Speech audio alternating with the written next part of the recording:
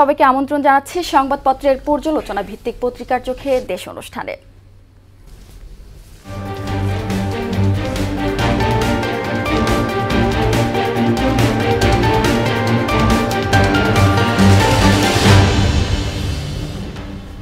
দর্শক, অনুষ্ঠানের আজকের অতিথি মোহনা টেলিভিশনের যুগ্ম বার্তা সম্পাদক নাসির উদ্দিন। নাসির, স্টুডিওতে আপনাকে স্বাগত। প্রথমে আমরা জেনে নেব শিরোনাম, তারপর আলোচনায় যাব। দর্শক, শুরুতেই জেনে নেব শীর্ষ দৈনিকগুলোর প্রধান প্রধান শিরোনামগুলো।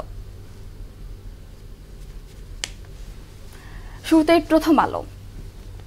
সবাইকে শান্ত থাকার আহ্বান জানালেন প্রধান উপদেষ্টা। ভিডিও ফুটেজ দেখে গ্রেপ্তার ৮। চট্টগ্রামে আইনজীবী হত্যা। জাতীয় ঐক্য সৃষ্টির আহ্বান বিএনপির। দৈনিক ইত্তেফাক। বাংলাদেশের রাজনৈতিক নেতৃত্বকে বিভক্ত না হতে মাহাথিরের আহ্বান। সবাইকে শান্ত থাকার আহ্বান ডক্টর ইউনূসের, প্রধান উপদেষ্টার সঙ্গে বিএনপির বৈঠক। আওয়ামী লীগের ৬ নেতাকর্মী সহ গ্রেপ্তার ৩০ মামলা। চট্টগ্রামে আইনজীবীকে কুপিয়ে হত্যা ও পুলিশের ওপর হামলা। সমকাল। বায়ু দূষণ এবারও মাত্রা ছাড়া সব সংস্থা হাত গুটিয়ে। নির্বাচনের প্রার্থী হতে আর বাধা নেই খালেদা জিয়ার।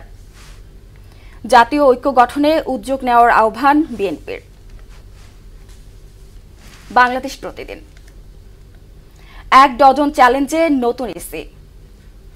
বিচারহীনতার সংস্কৃতির অবসান হওয়ার দরকার, বদিউল আলম মজুমদার। দ্রুত রোডম্যাপ ও জাতীয় ঐক্য চায় বিএনপি, প্রধান উপদেষ্টার সঙ্গে বৈঠক।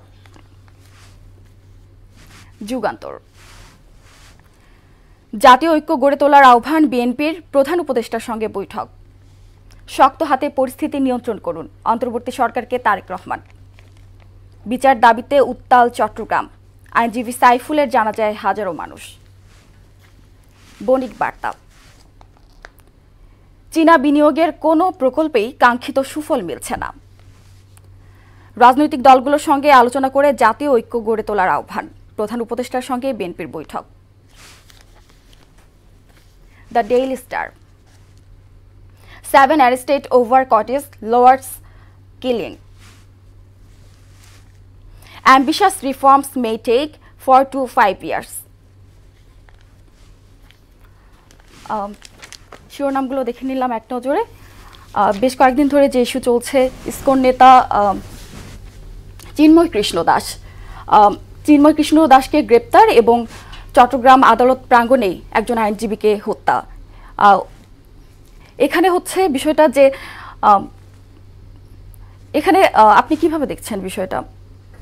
যে হ্যাঁ, বুঝতে পেরেছি। আসলে দেখুন, গত কয়েকদিনের যে ঘটনা প্রবাহ বাংলাদেশ, বিষয়টি দেখার চেয়েও এখন করণীয় কি বাংলাদেশের সামনে, এবং একটি বিষয় হয়েছে এই ঘটনাকে কেন্দ্র করে যে ধরনের আশঙ্কা তৈরি হয়েছিল, মনে করা হচ্ছিল যে সাম্প্রদায়িক দাঙ্গার বিষয়টিতে বিভিন্ন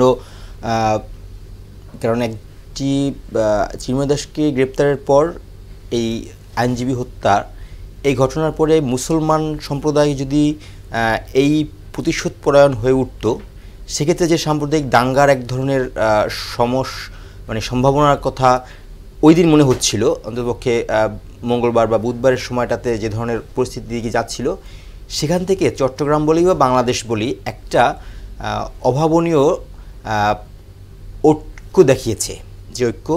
যে ঐক্যটা হচ্ছে যে কোনো ধরনের, বিশেষ করে প্রধান উপদেষ্টার থেকে আহ্বান জানানো হয়েছে যে কোনো ধরনের সাম্প্রদায়িক দাঙ্গা কিংবা উত্তেজনা থেকে আপনারা শান্ত হন, সরকার ব্যবস্থা নেবে। রাজনৈতিক দলগুলো এখানে বেশ ভালো স্ট্যান্ড নিয়েছে, বিএনপির পক্ষ থেকে বা অন্যান্য রাজনৈতিক দলের পক্ষ থেকে বলা হয়েছে যে এটি এক ধরনের ভিন্ন খাতে যেতে পারে। সেই ভিন্ন খাতে যাওয়ার হাত থেকে যে দেশ এখনও পর্যন্ত শান্ত এবং পরিস্থিতি অনেকটা যেহেতু নিয়ন্ত্রণে বলা যায়, এই মুহূর্তে দেখে মনে হচ্ছে না পরিস্থিতি যে ধরনের সহিংসতা বা দাঙ্গার দিকে যাওয়ার এক ধরনের সম্ভাবনা উকি দিচ্ছিল, সেখান থেকে বাংলাদেশ বেশ ভালোভাবেই ফিরে এসেছে। এবং এই মুহূর্তে সরকারের যে পদক্ষেপগুলো নিচ্ছে,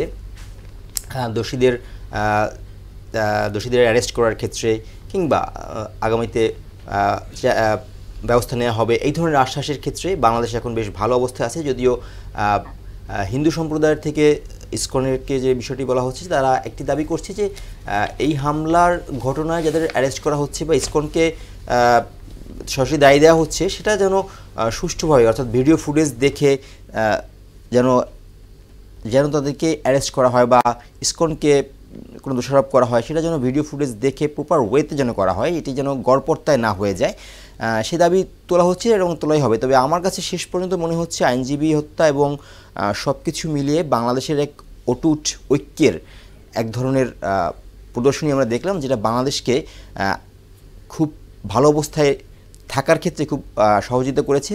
ষড়যন্ত্রের যে কথা বলা হচ্ছিল সেটিকে পাশ কাটিয়ে বাংলাদেশ একটি ভালো অবস্থানে পৌঁছতে পেরেছে। এই পুরো দেশের, চট্টগ্রাম সহ পুরো দেশের যে ঐক্যের যে এক ধরনের আহ্বান এবং ঐক্য দেখিয়েছে, সাম্প্রদায়িক সম্প্রীতির ক্ষেত্রে ভিন্ন দিকে চলে যাওয়ারকে ঠিক ফিরিয়ে নিয়ে এসে তারা যে ধৈর্য দেখিয়েছে, সেটি নিশ্চয়ই বাংলাদেশ মনে রাখার মতো। বাংলাদেশ সেটিকে ওন করতে পারে এবং যে কারণে বাংলাদেশ এখনও ভালো অবস্থায় আছে। চিন্ময় কৃষ্ণ দাসকে তো ইসকন থেকে বহিষ্কার করা হয়েছিল কয়েক মাস আগেই, তবুও ভারত চিন্ময় কৃষ্ণ দাসকে মুক্তির দাবিতে একটা কড়া বার্তা দিয়েছেন। তো এরপর বাংলাদেশ ভারতের সম্পর্কে কি আরেকটু খারাপের দিকে এগুলো? সেটা ঠিকই, কারণ ভারত এই ইস্যুতে তারা প্রতিক্রিয়া দেখিয়েছে, বেশ কড়া প্রতিক্রিয়াও বলা যায়। কারণ গতকালকেও বিজেপি, পশ্চিমবঙ্গের যে বিজেপি নেতা শুভেন্দুর একটি বক্তব্য দেখলাম, সেখানে তিনি বলেছে যে যদি চিকিৎসা নিতে হয় তো পাকিস্তানে নিন, ভারতে না। এরকম আরও বেশ কিছু কথাই তিনি বলেছেন। তার পদক্ষেপ হবে এই চিন্ময় দাসকে তিনি মুক্তি চেয়েছেন। এবং শুধু তিনি না, আমরা কংগ্রেসেরও সোনিয়া গান্ধীর মেয়ের পক্ষ থেকেও আমরা দেখেছি টুইট বার্তা হয়েছে। সব মিলিয়ে ভারতের সব পার্টি মোটামুটি এই ইস্যুতে উদ্বেগ জানিয়েছে, কিংবা তারা এই ইস্যুতে কথা বলেছে যে চিন্ময় দাসকে তারা মুক্ত চায়। বাংলাদেশ তার ঠিক বিরোধী অবস্থানে। বাংলাদেশ বলছে যে না, তারা এইভাবে বাংলাদেশকে মানে অভ্যন্তরীণ বিষয়ে হস্তক্ষেপ মনে করছে বাংলাদেশ। সব মিলিয়ে দুপক্ষের মোটামুটি সম্পর্কের যে একটু টানাপোড়েন, সেটা তো অবশ্যই মনেই হচ্ছে। নাসিরউদ্দিন, আপনাকে ধন্যবাদ স্টুডিওতে সময় দেওয়ার জন্য।